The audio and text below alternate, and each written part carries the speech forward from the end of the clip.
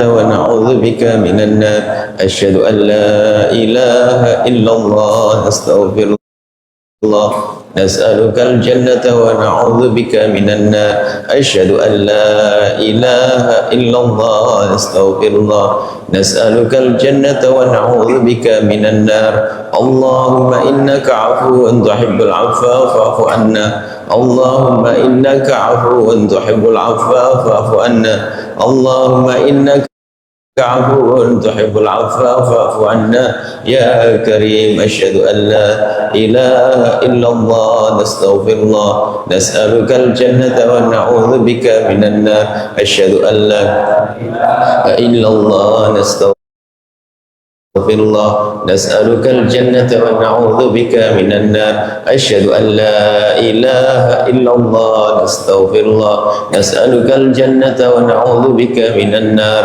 اللهم إنك عفو تحب العفو فاعف عنا اللهم إنك عفو تحب العفو فاعف عنا اللهم إنك عفو تحب العفو فاعف عنا يا كريم أشهد أن لا إله إلا الله نستغفر الله نسألك الجنة ونعوذ بك من النار أشهد أن لا إله إلا الله نستغفر الله نسألك الجنة ونعوذ بك من النار أشهد أن لا إله إلا الله نستغفر الله نسألك الجنة ونعوذ بك من النار اللهم إنك عفو تحب العفو فاعف عنا اللهم إنك عفو تحب العفو فاعف عنا اللهم إنك عفو تحب العفو فاعف عنا يا كريم. Assalamualaikum warahmatullahi wabarakatuh. Alhamdulillah wa syukru lillah wassalatu wassalamu ala rasulillah habibina sayyidina Muhammad wa ala alihi wa ashabihi wa tabi'ina lahum bi ihsanin ila yaumiddin. Allahumma ya rabbana a'inna ala syukri ni'amik Allahumma ya rabbana a'inna ala syukri ni'amik Allahumma ya rabbana a'inna ala syukri ni'amik wa a'inna ya rabbana ala dzikrika wa syukri wa husni ibadatik. Allahumma ya rabbana alif baina qulubina wahdina ya rabbana subul salam wa najjina minadh dhulumati ilan nur ij'alna ya rabbana minal mutahabbina fik wa minal mutazawirina fik wa minal mutabadilina fik innaka anta ala kulli syai'in qadir urzuqna ya rabbana taubata qabla al-maut wasyahadata 'inda al-maut wal jannata ba'da al-maut. Amma ba'd. Yang sangat kami cintai, kami muliakan para perindu ridha Allah dan hamba-hamba pilihan Allah yang sering dilupakan oleh seorang hamba dari syukur nikmat itu adalah syukur atas nikmat kebaikan yang Allah mudahkan. Syukur itu mengundang karunia, mengundang ridha Allah. Sadar betul, kemudian syukur benar atas karunia yang namanya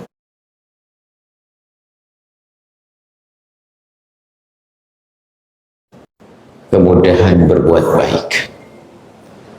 Kemudahan berbuat baik.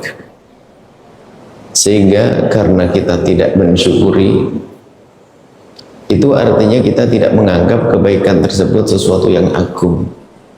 Kalau itu karunia agung dari Allah, sehingga istiqomah kita pun juga lemah, tidak maksimal. Maka dari itu kami ingatkan bahwa nikmat agung yang luar biasa yang Allah berikan pada seorang hamba yang kadang tidak disadari adalah di saat hamba tersebut dipilih oleh Allah untuk melakukan kebaikan. Seperti yang Allah mudahkan untuk kita pada malam hari ini dan malam-malam sebelumnya. Ini nikmat agung dari Allah, nikmat luar biasa dari Allah. Dan hal-hal semacam inilah yang jarang disyukuri. Para kekasih Allah, ulama-ulama, orang-orang baik yang memang dekat kepada Allah, jika bangun malam di pagi harinya, ia berusaha untuk bersedekah, menambahkan kebaikan. Sedekahnya itu untuk mensyukuri karena tadi malam telah dibangunkan oleh Allah. Karena ini mahal sekali. Syukurnya bukan sekedar alhamdulillah, tapi betul-betul menjadikan nikmat ini, merasakan kalau nikmat ini nikmat agung dari Allah. Maka ayo kita biasakan di saat Allah memudahkan kita untuk melakukan kebaikan, kita syukuri. Pagi hari yang bersedekah kepada sanak, kerabat, saudara dan sebagainya. Kita ingatkan, ya Allah, aku bersyukur kepadamu atas nikmatmu yang kau berikan kepadaku semalam, kau bangunkan aku, ya Allah. Lalu kita bersedekah, berbagi kepada orang. Tujuannya adalah untuk mensyukuri nikmat. Ini salah satu contoh. Ada cara syukur lebih banyak lagi, banyak caranya. Maka kalau kita bisa merasakan semacam ini dia, la in syakartum la azidannakum. Allah akan tambah nikmat tersebut. Sehingga kebaikan demi kebaikan akan mudah kita lakukan. Karena apa? Kita bersyukur atas nikmat, kebaikan, kemudahan, kebaikan yang Allah berikan. Lebih dari itu, istiqomah jadi ringan. Karena apa? Kita tahu itu nikmat. Tapi ada orang yang merasakan ini adalah semacam siksa. Karena diajak oleh suaminya. Suaminya agak mulai kemarin ngajak setengah maksa. Lalu hadir di masjid ini. Jadi ngedumelnya tuh sampai pulang ke rumah. Atau diajak oleh istrinya. Kami sampaikan. Atau diajak oleh ayahnya. Ayahnya begitu semangat mengajak anak-anaknya untuk datang ke itikaf malam semacam ini untuk beritikaf. Kami sampaikan kepada yang diajak terus ngedumel di sini, perasaan nggak enak di sini. Ketahuilah bahwasanya, biarpun Anda ini yang ngedumel diajak suami, yang ngedumel diajak istri, yang merasa tidak enak diajak oleh orang tua, ketahuilah Anda masih dipilih oleh Allah. Biarpun keadaan Anda nggak merasa nyaman di sini, tapi kenyataannya Anda bisa datang ke tempat ini karena Anda dipilih oleh Allah. Cuman bedanya dengan yang lain enak, Anda tidak enak, tapi Anda masih dipilih oleh Allah. Makanya berhentilah marah kepada orang tua yang ngajak ke sini, berhenti marah kepada istri yang selalu ngomel-ngomel ngajak ke sini, berhenti marah kepada suami yang memaksakan datang ke tempat ini. Karena apa? Karena biarpun Anda ini dalam keadaan terpaksa, tapi buktinya nyampe di sini. Ayo. Dan ini tentang seorang mulia, sebab ada kabar satu berita, sebagian dari umat Nabi adalah yang yusakuna ilal jannati bisalasil. Ada sekelompok orang tuh masuk surga tuh tarik pakai rantai. Jadi model-model yang orang begitu tuh. Males-malesan, diajak suami agak ngedumel, diajak istri, tapi lumayan masih masuk ke sini.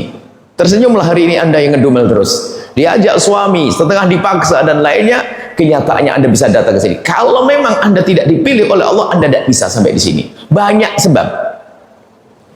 Bahkan kalau sudah tidak dipilih oleh Allah, tidak dipilih oleh Allah, berkeinginan nggak bisa datang ke sini. Atau mungkin sudah tidak diberi keinginan, nggak ada yang mengajak, sudah pokoknya sama sekali tidak terlintas loh pergi ke tempat semacam ini. Tapi Anda semuanya telah dipilih oleh Allah, termasuk tadi yang gelisah, ngedumel dari kemarin, marah-marah sama orang tua yang ngajak, anak-anak ganteng, soleh, soleha, marah-marah dengan suami, marah-marah dengan istri. Sekarang tersenyumlah karena Anda masih dipilih oleh Allah. Bersyukurlah karena suamimu yang mengajak ke sini adalah suami yang baik, ingin menghantarkanmu ke surga. Istrimu yang merayumu karena istrimu sayang agar engkau masuk surga, hai hamba Allah. Ayah ibumu yang mengajakmu, wahai anak yang soleh solehah, karena merindukan kemuliaan. Kenyataannya kamu datang ke sini. Ini yang harus Anda sadari. Sudah selamat tinggal dengan cemberut kepada yang mengajak, diganti dengan senyum ucapi terima kasih. Oh, mahal itu. Itu hadiah yang dahsyat yang diberikan oleh suamimu yang mengajakmu ke sini, hadiah luar biasa. Orang tuamu yang mengajakmu ke sini, wahai anakku yang soleh solehah, itu adalah hadiah luar biasa. Baik, Inilah nikmat yang sering dilupakan. Kemudian renungan sudah banyak yang kita hadirkan. Dan terakhir tadi malam kita membicarakan tentang silaturahim. Silaturahmi batin. Setelah ini kita akan silaturahmi zahir kan? Kita akan kunjung ke rumah paman, ke rumah bibi dan sebagainya. Akan tapi jangan kita melakukan silaturahmi zahir, saling kunjung mengunjungi, kecuali hati kita sudah silaturahmi terlebih dahulu.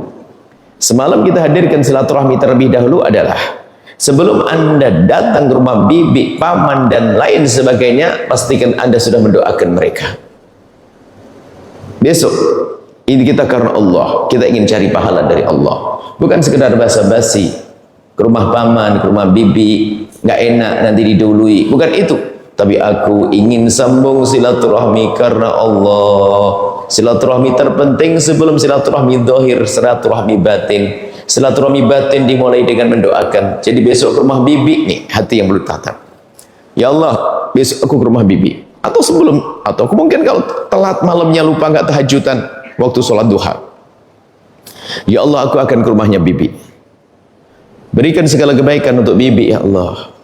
Bibi yang kurang ajar kepada ayahku, bibi yang telah mengambil waris dari ibu, atau siapapun yang bermasalah, doakan dengan doa kebaikan. Pastikan Anda jangan ke rumah seseorang, pastikan jangan Anda silaturahmi ke rumah seseorang kecuali Anda mendoakan doa kebaikan, supaya silaturahmi Anda itu ada maknanya.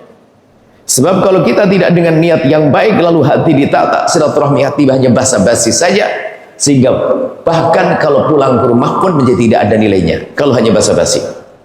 Sehingga kita ke ziarah ke rumah bibi, ke rumah paman, ke rumah saudara, karena bukan didasari niat yang baik, bukan didahului oleh silaturahmi hati dengan mendoakan tadi.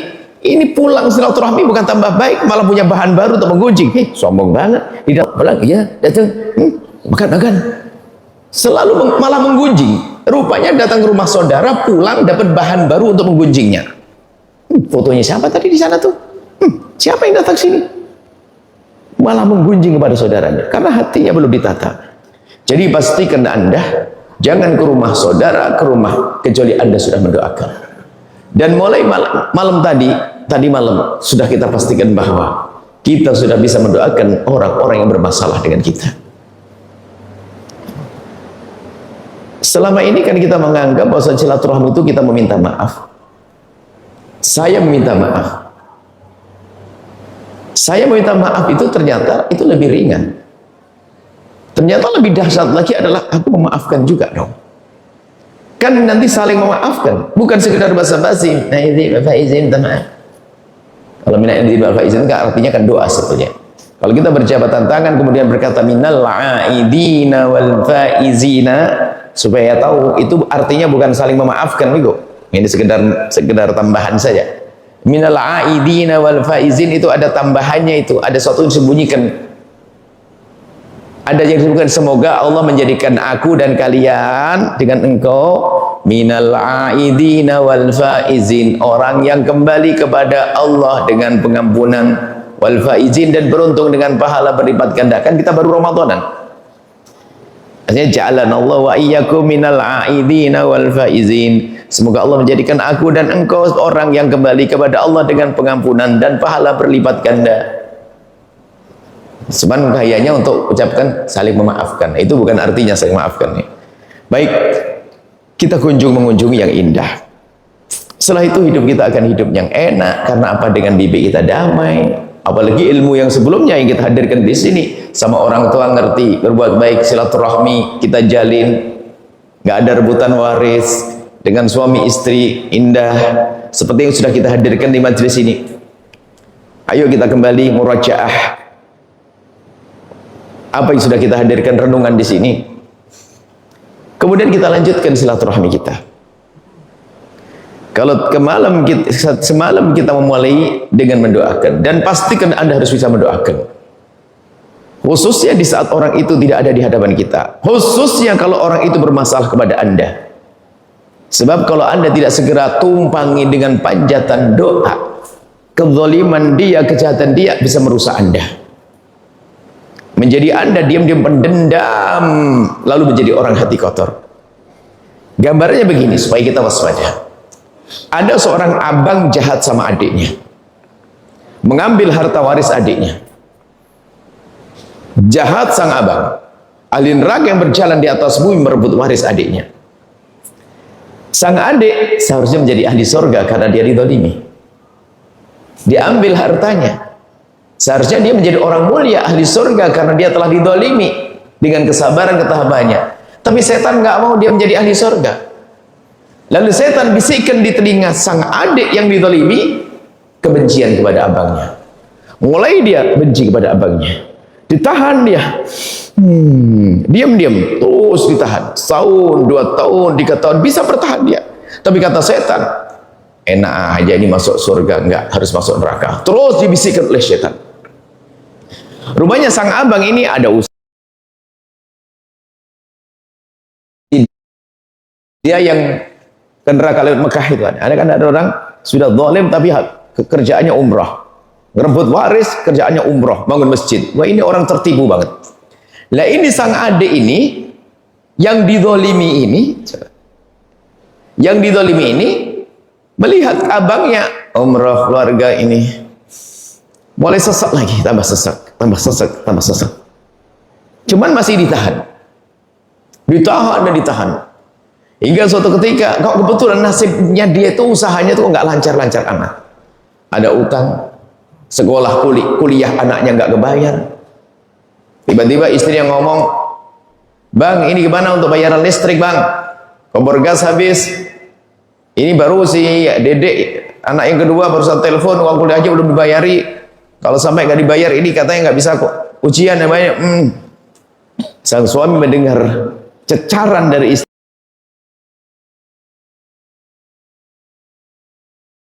Mulai gelisah.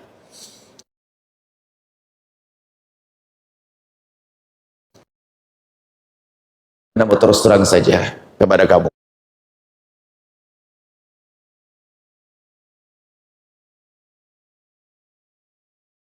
Nggak akan sengsara amat kayak begini. Kalau bukan karena, kalau bukan karena, asal tahu saja, saya tak simpan dari dulu. Ya, sebenarnya ini kan beralasan agar tidak disalahkan oleh istrinya. Alasannya alasan yang merusak hati. Adik nggak pernah tahu ya, bahwasanya warisan ayah saya itu belum dia bagi, diambil oleh abang saya di sana. Bagian saya paling banyak diambil oleh abang saya sampai sekarang. Oh gitu, Bang? Iya. Mulai istrinya tahu, istrinya sudah mulai tidak senang juga. Oh gitu ya? Iya. Sisi lain sang istri mulai memaafkan abang sabar. Tapi bila waktu sambil ngomong abang sabar, dia mulai marah juga pada istri. Telepon lagi sang anaknya, abah kapan uang dikirim? Tenang aja nak. Akhirnya anaknya pulang juga, diceritai juga bahasanya, sabar kita. Sebetulnya kita ini tidak akan sengsara amat kecuali karena uang kita, harta ayah diambil oleh paman. Sang anak semuanya setiap hari mulai membincangkan bahwasanya harta warisannya diambil oleh paman. Mulai setiap hari membincangkan pamannya, ngomongin pamannya, terus mulai ada kebencian. Ada benci. Setelah itu nggak cukup membenci saja, menggunjing setiap hari. Tidak lama kemudian, betul ada berita, ada undangan. Dek, ada apa Bang di telepon? Besok datang ke rumah ya? Iya Bang. Ada apa Bang? Syukuran rumah baru jadi nih rumahku. Tuh. Bikin rumah itu, rumah lagi nih. Ini, mulai. Sehingga di rumah itu yang dibincangkan hanya pamannya. Pamannya masuk neraka ngerebut waris adiknya masuk neraka dengan menggunjing, membenci, dan seterusnya. Lihat. Kenapa itu semuanya terjadi? Karena dia tidak membiasakan lapang hati dan memaafkan. Iya, hartaku diambil oleh abangku, akan aku tuntut, tapi aku tidak boleh membenci abang. Maka didoakan terus abangnya. Indah semalam amalan ilmunya. Abangnya mengambil harta warisannya.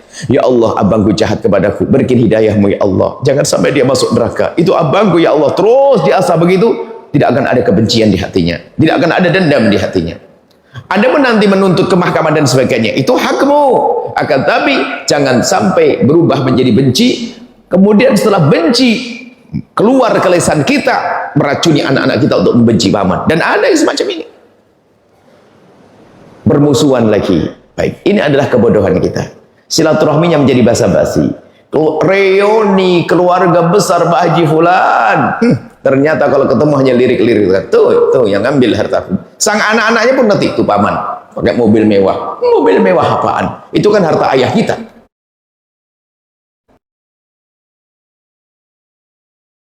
Kampung itu kalau reuni yang belah kerbau dua, tapi ternyata gersang. Karena apa? Tidak pakai ilmu yang tadi malam.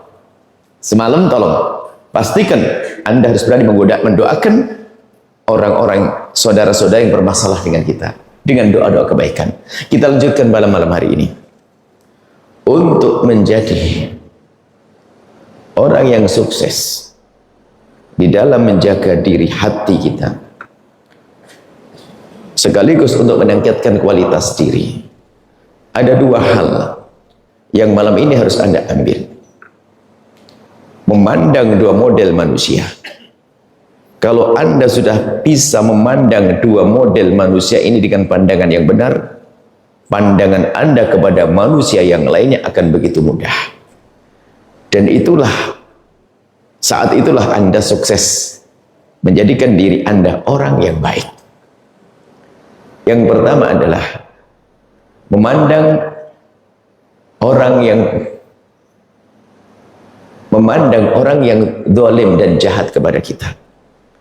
Memandang orang yang bermasalah dengan kita, yang semalam sudah kita singgung. Jadi pastikan diri kita. Dan sekaligus ini untuk membentengi jiwa kita, mental kita, agar tidak mudah depresi, mudah sakit dan sebagainya.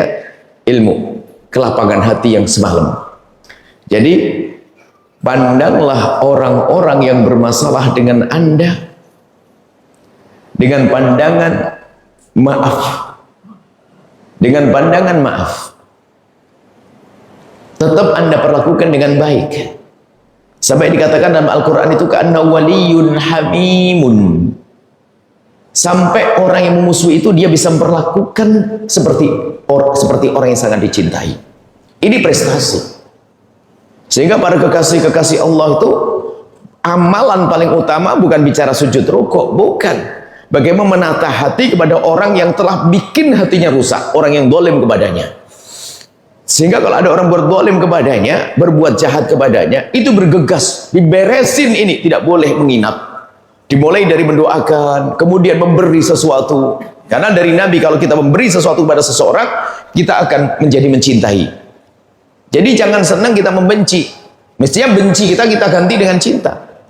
Coba ini mujarab. Kalau Anda lagi marah sama orang dan ngedendam, Anda beri sesuatu kepada mereka. Di samping panjatan doa di tengah malam, besok harinya kau beri hadiah kepada dia. Maka diam-diam akan reda emosi Anda. Dendam Anda akan berkurang. Ini resep dari Nabi, tahabu. Kalau kau beri hadiah akan muncul cinta di hatimu. Jangan malah menggunjing, mencaci. Tidak. Jangan ngomongin kejelekan dia. Rugi. Seksa yang Allah berikan kepada kita adalah benci. Benci itu seksa. Na'udzubillah. Orang menjadi pembenci. Kadang-kadang kalau sudah benci itu nggak pakai alasan. Pokoknya nggak suka. Yang dibenci ada kadang nggak tanggung-tanggung. Orang yang sangat dekat kepada dia, sangat baik pada dia, ibunya, ayahnya. Kebaikan 1000 kebaikan. Hanya gara-gara salah satu saja jadi benci. Karena memang hati kotor. Ibunya punya kebaikan banyak, hanya salah sekali dok, langsung mendendam. Alangkah bodohnya orang ini. Dan hidupnya tidak akan enak. Dia akan tersiksa kepada semua orang. Di saat berurusan dengan orang, siapapun akan tersiksa. Kenapa? Namanya manusia pasti punya kesalahan.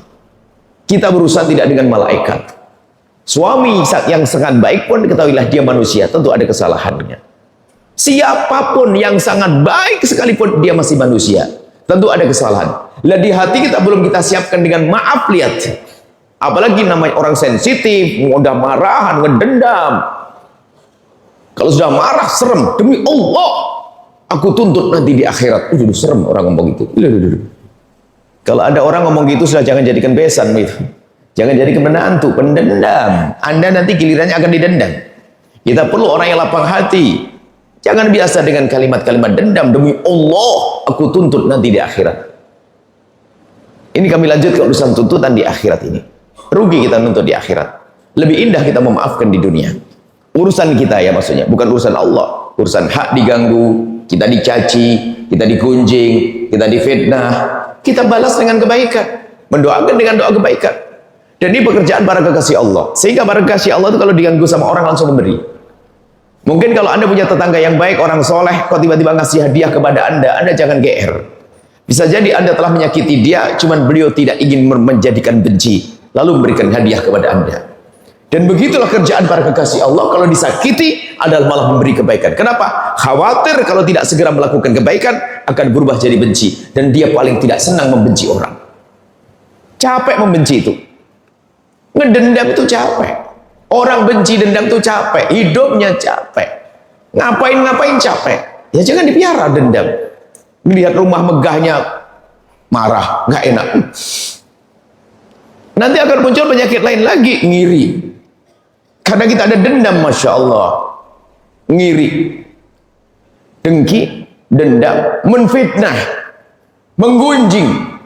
Kalau sudah benci, gunjing, tahu enggak kau dia? Ngerti enggak? Biarpun sama-sama ustadz apaan tuh, masya Allah, astagfirullahaladzim. Bahkan kalau ada ustadz, sama-sama ustadz dengki, ustadz benci, nggak seneng sama ustadz yang lain.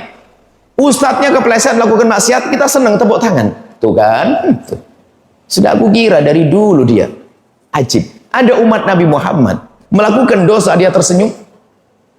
Bukankah ini karena imannya yang keropos? Mestinya dia nangis loh ya. Ada temannya melakukan maksiat ustadz, tapi sekarang karena hasud, dengki, benci tadi, nggak ada cinta. Lihat temannya sengsara, ketawa. Lihat temannya maksiat, senyum.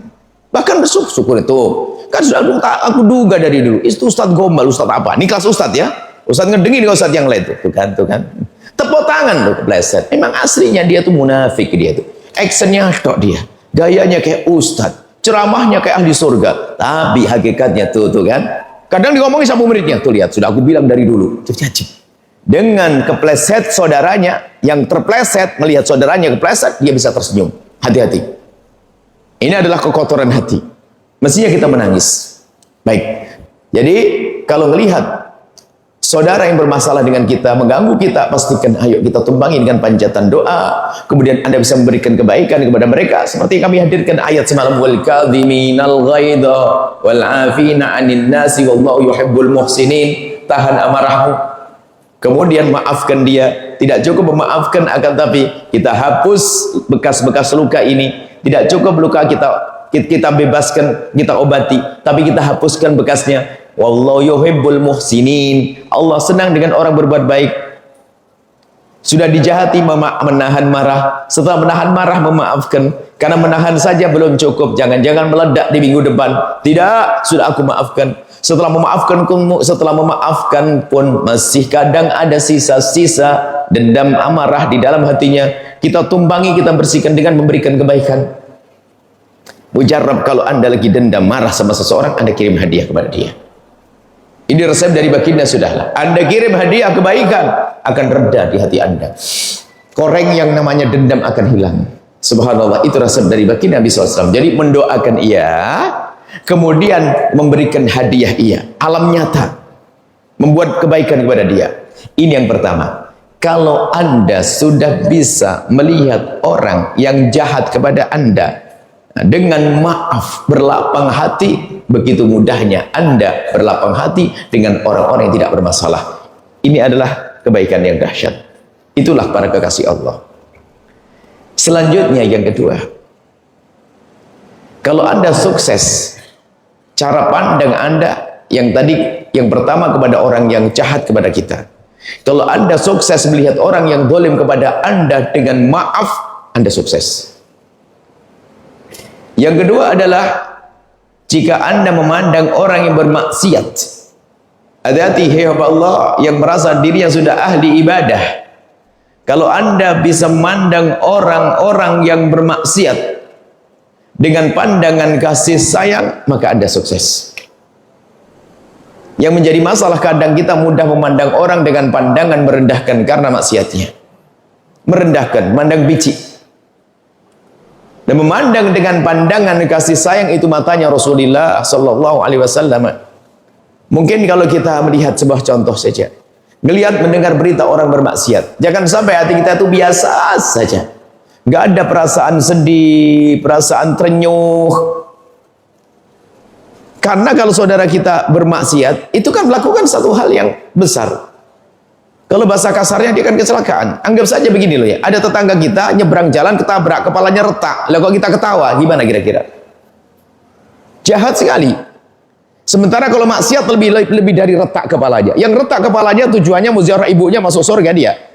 Tapi kalau ada saudara kita bermaksiat ini menuju ke neraka, lalu kok kita masih bisa tertawa? Ini apa yang ada di hati kita? La yu'minu ahadukum hatta yuhibba li akhihi ma yuhibbu li nafsihi. Tidak sempurna iman seseorang kecuali mencintai orang lain seperti mencintai untuk dirinya sendiri. Kalau melihat temannya bermaksiat, saudara bermaksiat, harus sedih dia. Kita sering memandang orang dengan pandangan merendahkan justru karena kita sudah di tempat yang baik. Contoh kayak begini nih.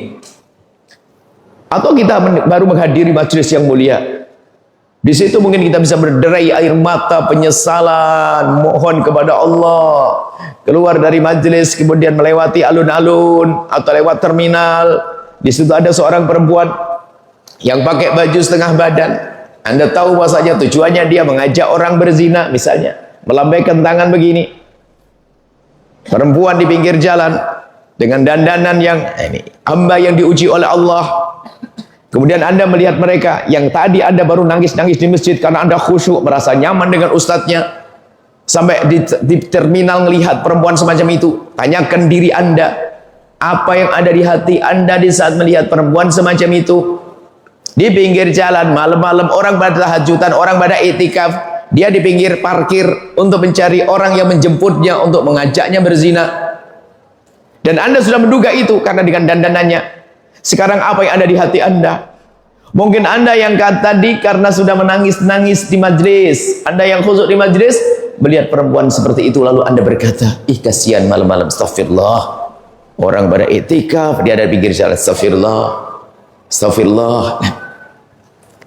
Anda memandang dia dengan pandangan semacam ini. Istighfar kelihatannya. Tapi diam-diam Anda merendahkan dia. Sambil berkata, kasihan, kasihan, astagfirullahaladzim, astagfirullahaladzim.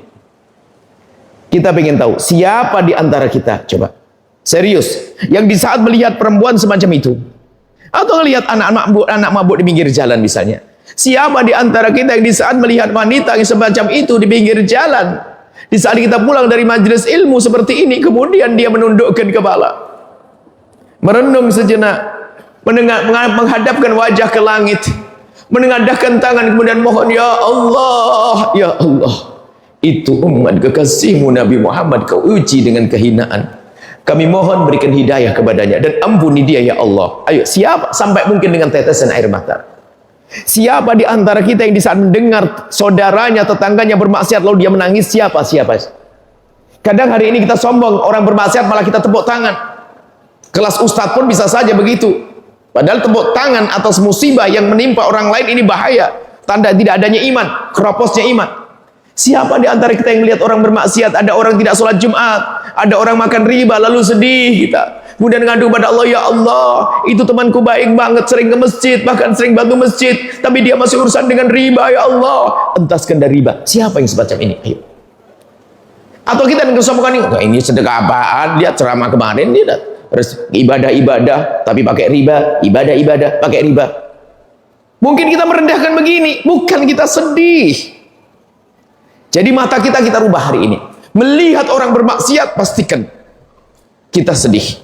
Karena itu umat Nabi Muhammad. Itu bagian daripada kita. Rasa sedih Anda jika ada orang bermaksiat, ini adalah kejayaan, kesuksesan bagi Anda. Sedih. Kenapa? Di saat ada orang berzina. Ada suatu kali katakan seorang imam dari salah satu cucu Nabi Muhammad, Imam Muhammad Al-Bakir. Suatu ketika ada orang memberitakan kepada imam ini, ya imam, ada apa? Di kampung sebelah ada orang yang berzina. Mendengar berita itu seorang imam ini langsung berderai air mata.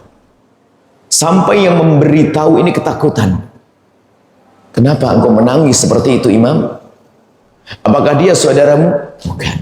Kerabatmu? Bukan. Lalu kenapa engkau menangis seperti itu? Seorang imam hebat ini berkata, yang aku tahu adalah tetangga sebelah ini semua adalah umat Nabi Muhammad. Itu artinya ada umat Nabi Muhammad melakukan zina, dan dia mendoakan semoga Allah ampuni dia, semoga Allah hentikan dari zinanya, semoga Allah tutup aibnya. Nah, ini padahal tidak kenal secara langsung, hanya mendengar umat Nabi Muhammad melakukan zina, menangis dia. Hari ini masalah mengekspos, memberitakan, menjatuhkan, merendahkan. Ini harus kita rubah cara pandang kita melihat orang bermaksiat. Jujur, tetangga Anda mungkin ada orang yang tidak sholat Jumat waktu Anda Jumatan. Apa yang ada di hati Anda? Anda merasa soleh, ahli surga, sudah bisa Jumatan. Hati-hati. Belum tentu kalau Anda belum sedih. Mesti Anda sambil pergi ke Jumatan, sampai di masjid, Anda mendoakan, ya Allah, itu tetanggaku baik banget, ya Allah. Tapi belum Jumatan, ya Allah. Ayo. Anda yang sudah menutup aurat dengan rapi, yang Masya Allah, soleha tampaknya. Tapi bagaimana di saat Anda melihat tetangga Anda yang baik itu belum menutup aurat? Kemana-mana bajunya adalah baju asal saja, tidak menutup aurat apa yang ada di hati Anda. Merendahkan, atau Anda memanjatkan doa, ya Allah, itu tetanggaku, ya Allah. Tetanggaku belum menutup aurat. Nah, ini loh yang harus kita hadirkan. Membiasakan kita di saat melihat orang bermaksiat, kita merasa sedih dan kita mendoakan juga dengan doa kebaikan. Buahnya apa coba setelah itu? Buahnya adalah Anda akan terjauhkan dari maksiat itu. Ayo. Anda akan terjauh dari maksiat itu. Kalau Anda melihat orang berjudi lalu Anda berdoa, ya Allah, itu anak-anak muda di Gardu, di kampungku, ya Allah, sering melakukan judi, kami mohon ya Allah berikan hidayah, ya Allah, ampuni dia, ya Allah, sampai Anda menitikkan air mata. Karena Anda merasa itu bagian daripada Anda. Itu umat Nabi Muhammad, tetangga Anda, orang kampung Anda, mungkin ada yang saudara Anda, lalu Anda menangis, Anda akan selamat. Tapi kalau sudah mulai merendahkan, akan diuji dengan ujian serupa. Awas, jangan memandang orang bermaksiat dengan pandangan merendahkan, tapi pandang mereka dengan pandangan kasih sayang. Ini yang perlu. Kalau kita sudah pakai pegangan ini saja, sudah indah dalam hidup ini. Kita lanjutkan masanya. Itu urusannya dengan kesombongan. Yang menghalangi kita menjadi baik itu sombong. Merasa sombong itu bisa saja dengan harta, sombong dengan kebaikan yang kita lakukan. Anda tahu iblis, dan kita bukan anaknya iblis. Iblis itu bukan bagian dari golongan malaikat. Iblis itu bukan golongan malaikat. Cuman iblis itu beribadah luar biasa.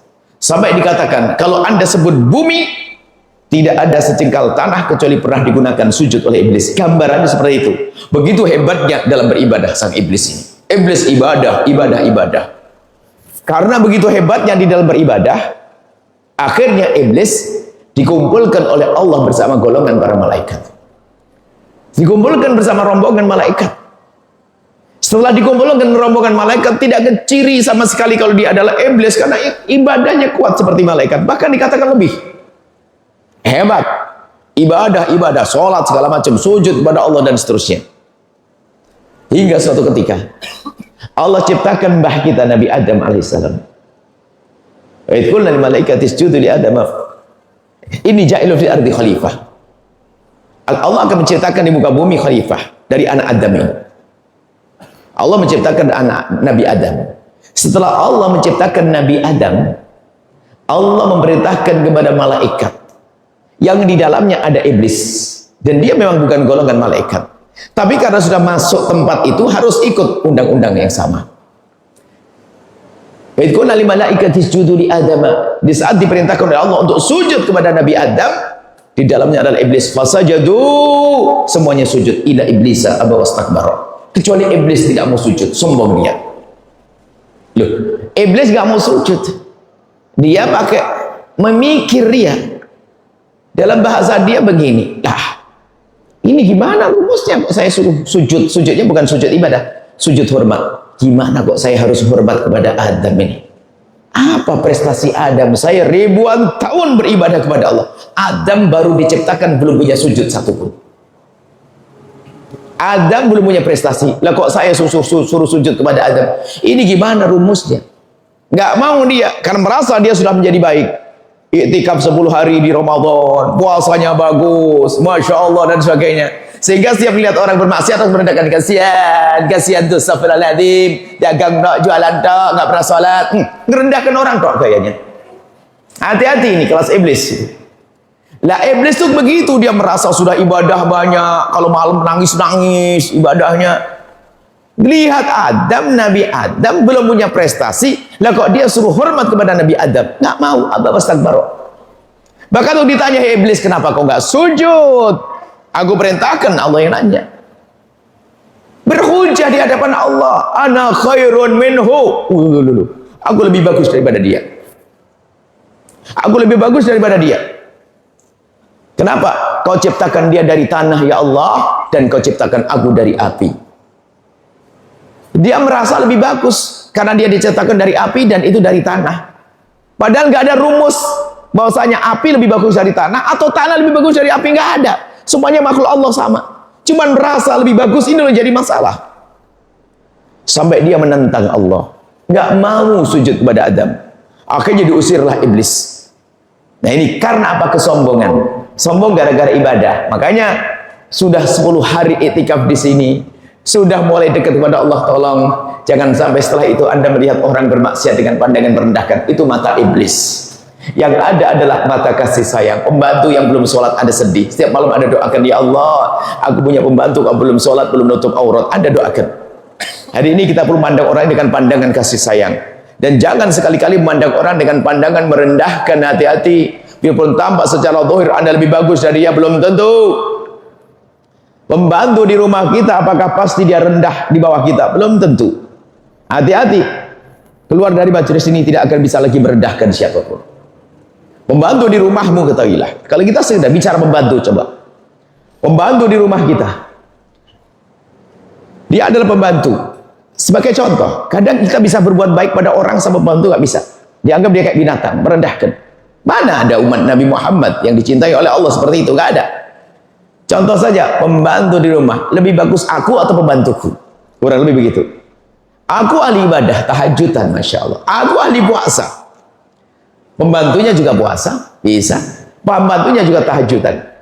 Cuma bedanya apa? Pembantumu dengan dirimu, hai hamba Allah. Bedanya pembantumu dengan dirimu adalah engkau puasa, engkau bangun malam. Pembantumu juga puasa, pembantumu juga bangun malam. Bedanya apa? Selama ini pembantumu yang menyiapkan alat sholat untukmu, yang menyiapkan sahur buka untukmu, dan dirimu tidak pernah menyiapkan sahur buka dan siap persiapan sholat untuk dia. Prestasinya di dia. Dia setiap malam mengabdi untuk kita. Ayo. Ternyata di hadapan Allah dia lebih hebat dari kita.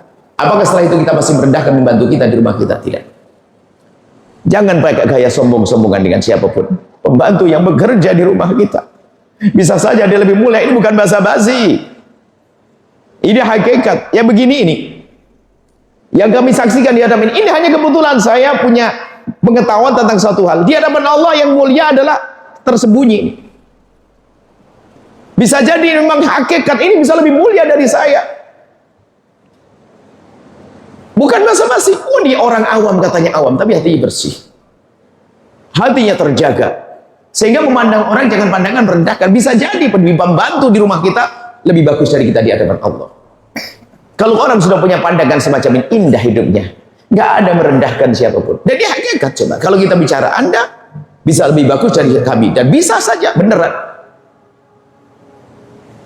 Sehingga jangan biasa merendahkan. Kalau kami duduk begini ini bukan karena kami mengatakan kami enggak. Memang kami punya tugas, diberi oleh Allah sesuatu pengetahuan, saya harus menyampaikan kewajiban saya. Kalau saya tidak begini, saya dosa. Tapi ini bukan jaminan saya lebih bagus. Tapi kita berusaha di hadapan Allah kita menjadi lebih bagus. Tapi kan ada janji dari Allah. Ini saya menjadi semangat.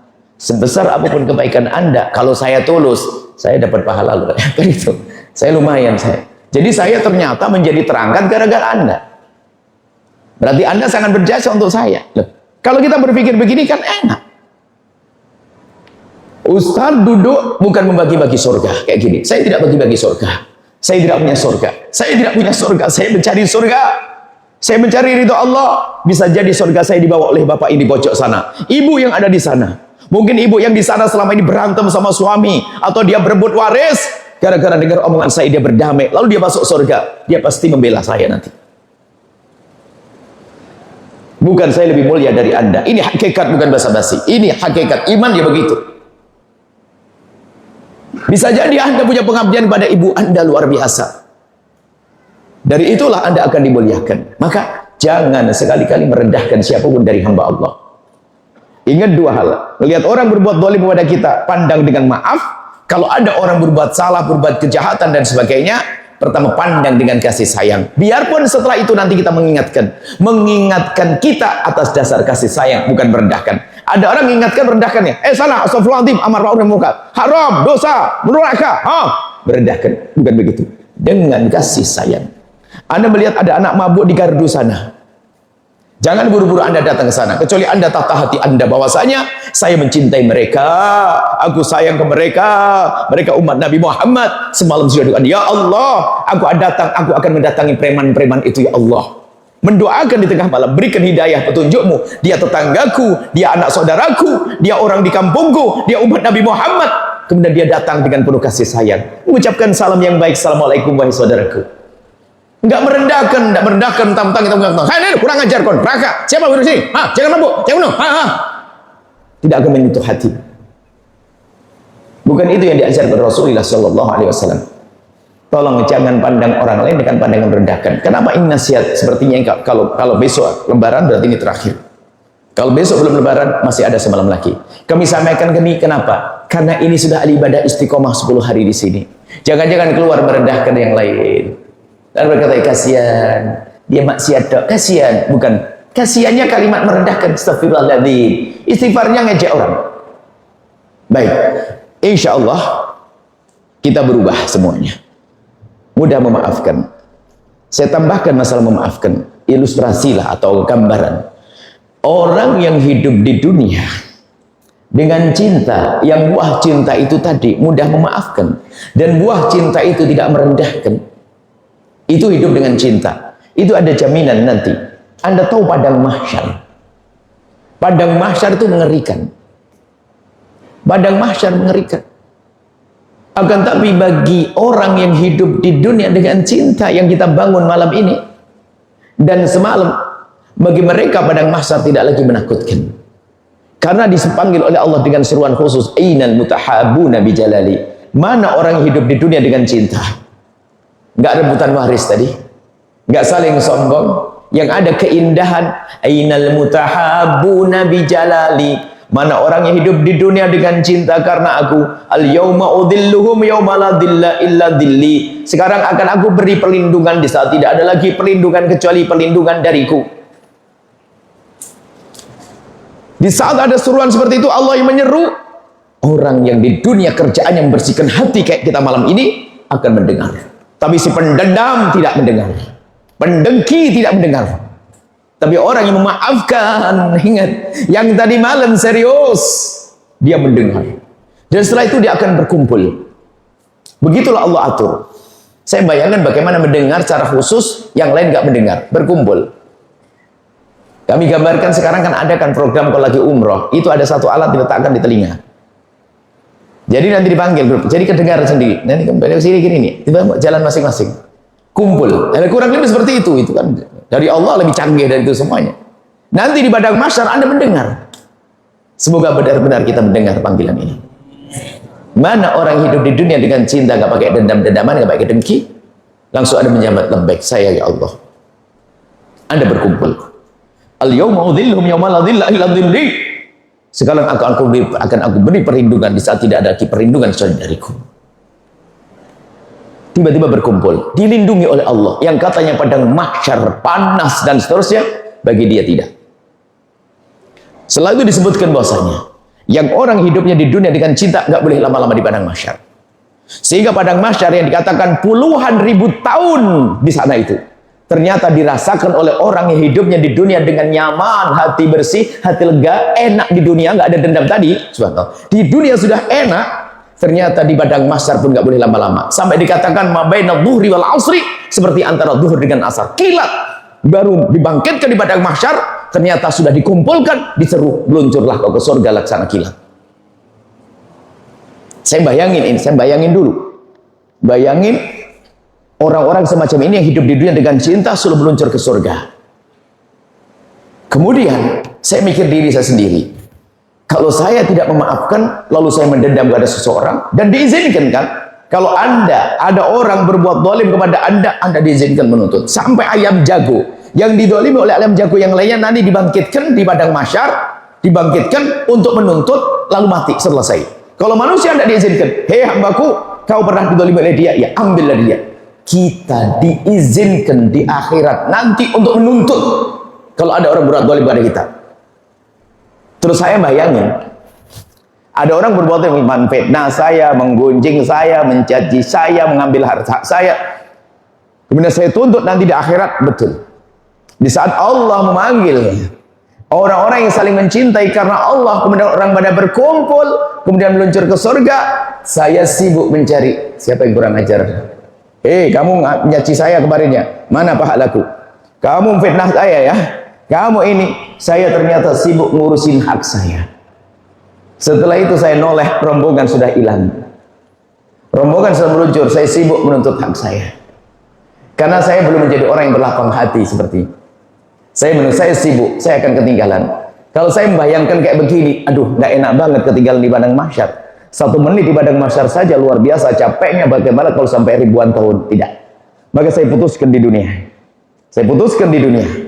Saat ini, jika ada orang mencaci saya, menfitnah saya, menggunjing saya, pokoknya yang sifatnya untuk urusan pribadi saya maafkan. Saya tidak mau nuntut di akhirat nanti, takut terlambat saya. Takut terlambat. Sudah tidak perlunya Anda mendendam kepada siapapun, sejahat apapun dia. Kalau Anda menuntut hak Anda di dunia sah, tapi jangan pakai dendam. Setelah itu kalau memang mental nggak bisa, sudah nggak ada perlu kecuali memaafkan. Menuntut di akhirat percuma, nggak jadi pahala nanti. Makanya menjadi orang berlapang hati itu penting banget. Saya ketinggalan di padang mahsyar, rugi, mending saya maafkan di sini. Orang mencaci saya, menfitnah saya doakan dengan kebaikan sudah.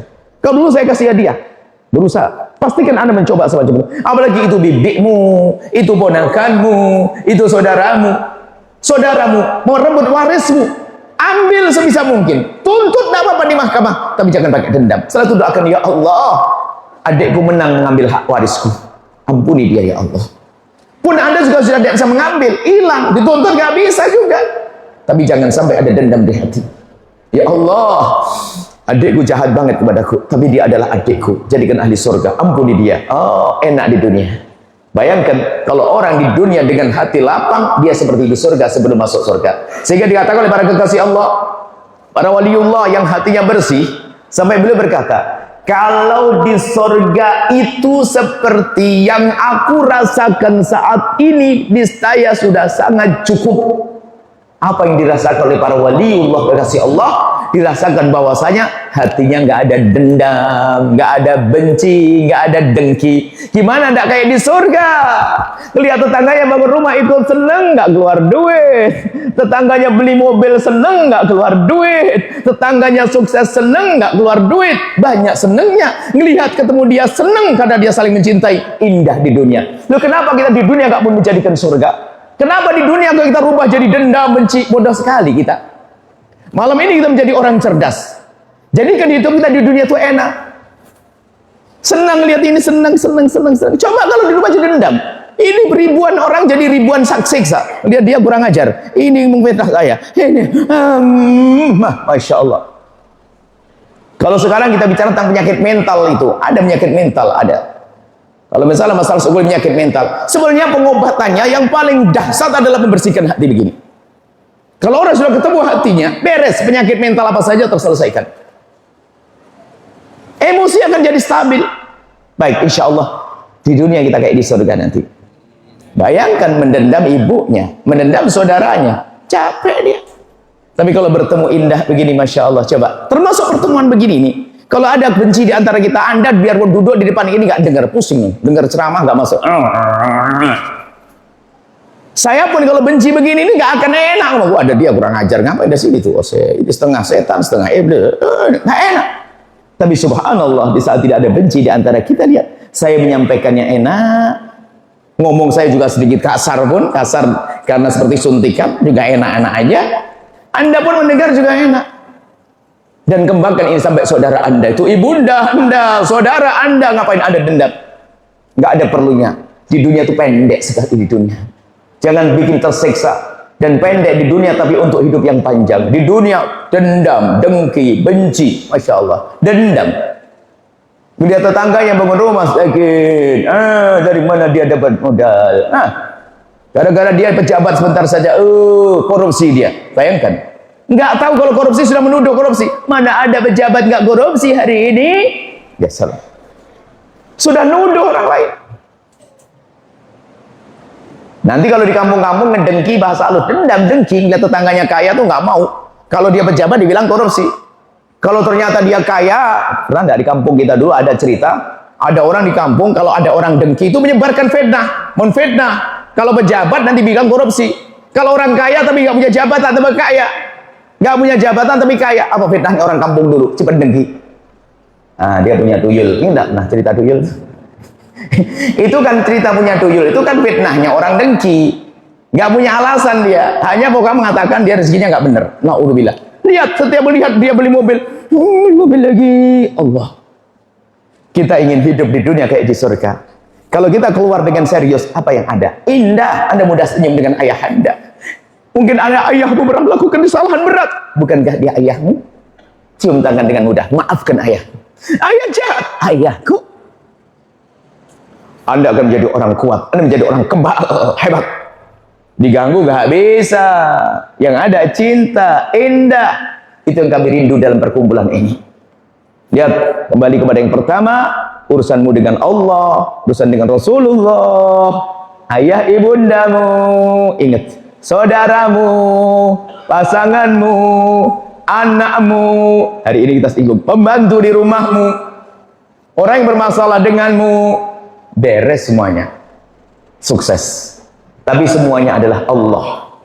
Yang menjadikan kita bersih hati adalah Allah. Makanan. Mohon kepada Allah, Allah bersihkan hatiku dari penyakit-penyakitnya. Kemudian ada ikatan antara kami dengan Anda. Siapa yang paling mulia? Anda bisa lebih mulia dari kami. Jadi bukan karena duduk kami di sini, lalu kami merasa lebih mulia, tidak. Bisa jadi di sana lebih khusyuk dari kami. Cuman kita ingin lanjutkan, harus ada ikatan di antara kita.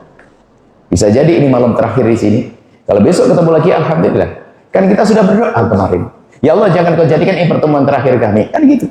Biar panjang umur, kan gitu. Semoga Ramadan ketemu lagi. Nanti lumayan. Gitu.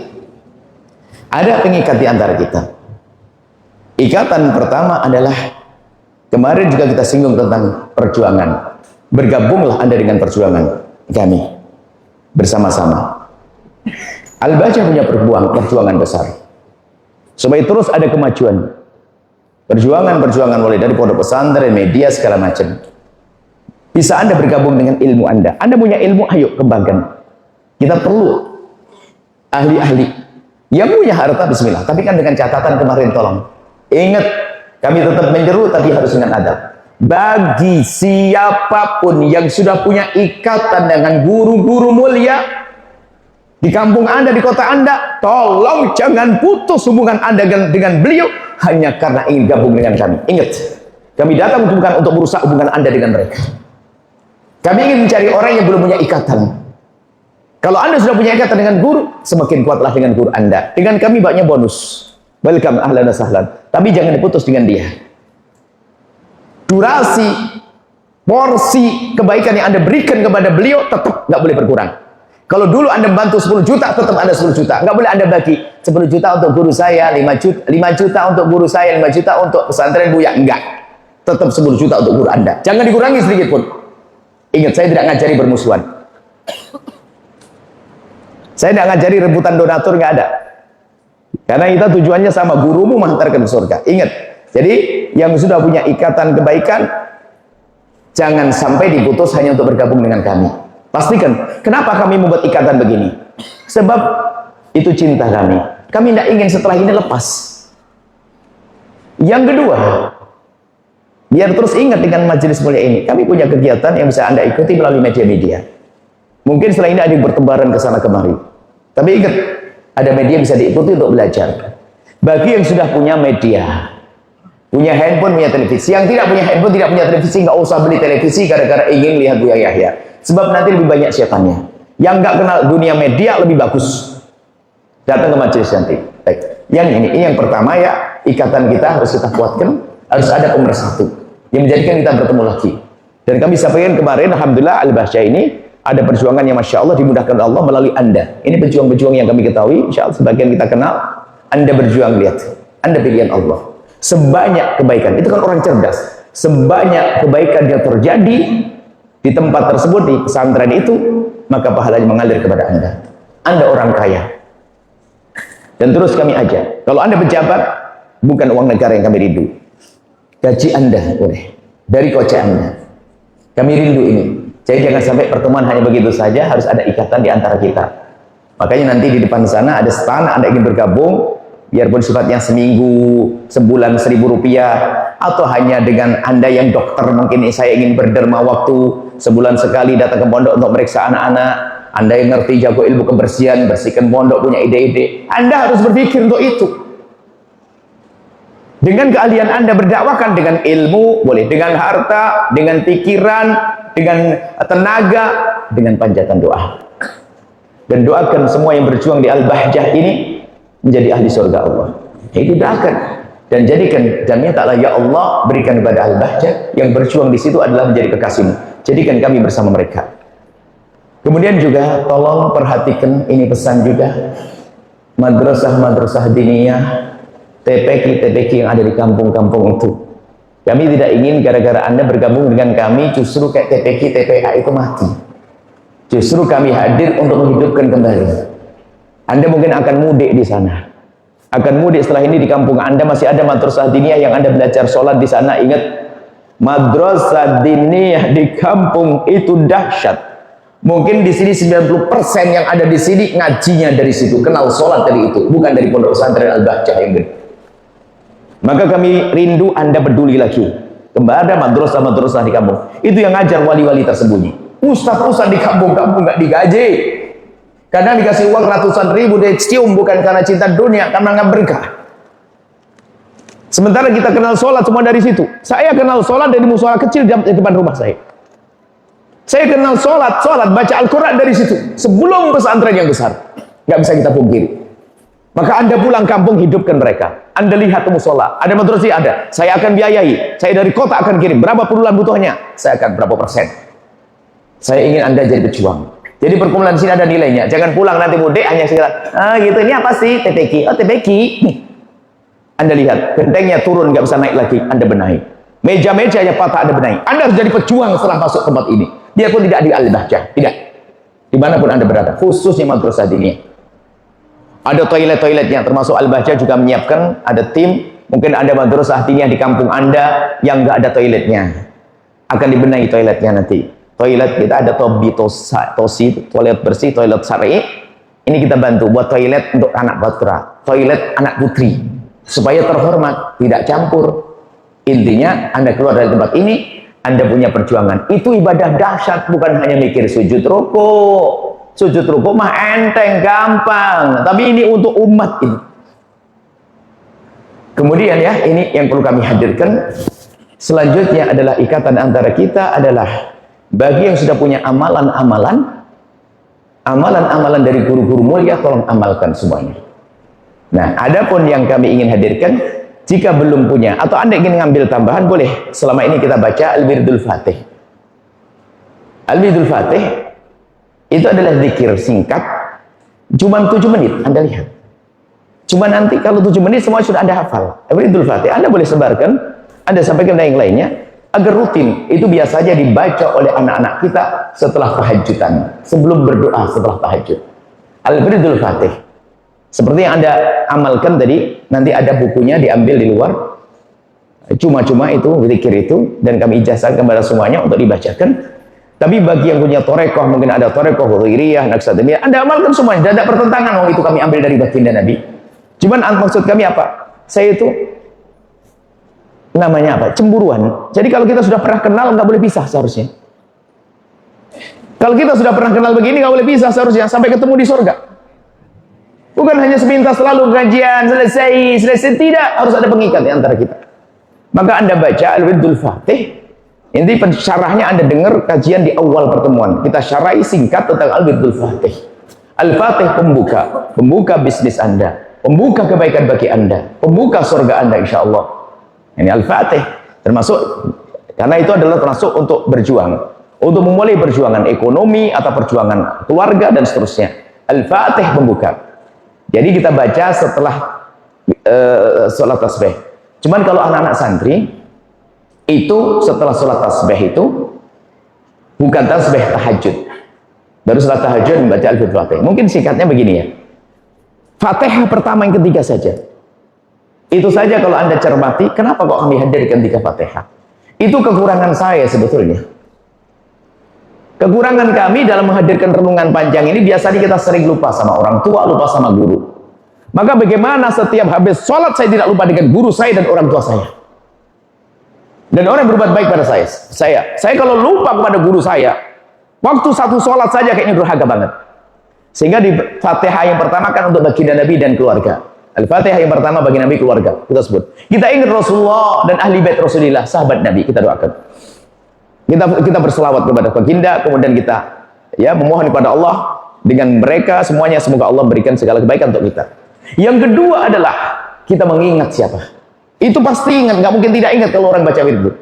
Orang-orang yang telah mendahului kita, dari para kekasih-kekasih Allah, ulama-ulama yang telah mendahului kita. Kemudian situ keluarga dekat kita. Kita sebut ayahanda. Karena ayahanda kita yang telah wafat, ibu dan rawat, kita sebut di situ. Yang ketiga, yang masih hidup dari orang-orang yang dekat dengan kita. Ayahanda, ibunda yang masih hidup. Jadi kalau orang baca wirid itu nggak akan lupa dengan orang tua. Kenapa itu kita baca? Itu kan saya sering lupa. Kadang kita sudah berdoa panjang lebar, lupa ibu kita, lupa ayah kita, lupa saudara kita. Berarti ilmunya kayaknya nggak manfaat, lupa. Terus nggak ada gunanya yang kita ceritakan kemarin, silaturahmi, bakti orang tua. Doakan orang tua. Nah, dengan wiridul Fatih kita akan ingat, tidak mungkin lupa. Dan Fatihah itu dibaca setiap sholat. Setiap habis sholat dibaca oleh anak-anak. Coba kalau Anda ikut sholat di Al-Bahjah pasti ada doa-doa secara khusus mengingat orang-orang. Karena itu silaturahmi sejati, silaturahmi hati. Orang-orang kita sebut di dalam sholat itu, di dalam doa setelah sholat. Kemudian setelah itu ya, setelah sholat, nah kalau Al-Wiridul Fatih dibaca setiap setelah tahajud. Cuman bagi Anda boleh kapan saja, minimal sehari sekali 7 menit. Maka kami himbau 7 menit. Dan Anda sebarkan barang lainnya. Anda naik mobil bisa-bisa, Anda sambil naik mobil. Adapun sujud syukur yang terakhir, Anda tidak sujud, nggak ada masalah. Itu adalah tambahan di saat malam hari waktu maksudnya itu doa. Doa saja. Setelah itu Anda berdoa dengan doa masing-masing. Adapun di sini kan kami tambahkan. Kami berdoa diamini itu adalah kami, lagi-lagi kalau saya berdoa itu sebetulnya itu kan keinginan kami, hajat kami ya yang saya panjatkan dalam doa. Kemudian kenapa? Saya numpang dalam amin panjenengan semuanya. Jadi doa saya ini lumayan diamini oleh orang segini banyak, yang mudah dikabul. Makanya kalau saya kadang-kadang saya suka numpang, mumpung ada orang banyak, izinkan saya mengadu kepada Allah biar diamini. Saya ngadu hajat saya, ya saya sebutkan semuanya, itu adalah hajat saya. Hajat pribadi saya yang masih banyak kekurangan kepada ibu saya, kepada saudara saya, kepada anak saya minta Anda mengamini, semoga dikabul, kan begitu. Nah ini adalah doa. Kemudian satu ya Arhamar Rahimin, selesai. Jadi ada Al-Wiridul Fatih. Dan ingat, mohon setelah ini kalau ada kesempatan Anda murojaah kembali, tafakkur dari awal sampai akhir, Anda ulang-ulang lagi supaya semakin sejuk hati Anda. Harapan kami adalah terbangun cinta di antara kita. Ini yang ada di sini, Anda dengan orang tua Anda. Kalau Anda hari ini kemarin durhaka, kok sekarang baik sama orang tua Anda masuk surga, Anda pasti ingat saya kok. Yang selama ini rebutan waris sama saudara, lalu Anda berdamai, Anda selamat masuk surga, Anda ingat saya pasti. Akan semakin kuat ikatan, sampai ketemu di surga. Saya itu mencari sebab selamat. Surga neraka itu serem. Jadi kami khusnudzon, ini semuanya sebab keselamatan kami. Ini gara-gara ini saya selamat insyaallah. Gara ini. Kita mengikut tuh. Jadi kalau ada ustaz ceramah kesana kemari itu bukan bagi-bagi surga, tapi diam-diam sedih cari surga, cari selamat mereka itu.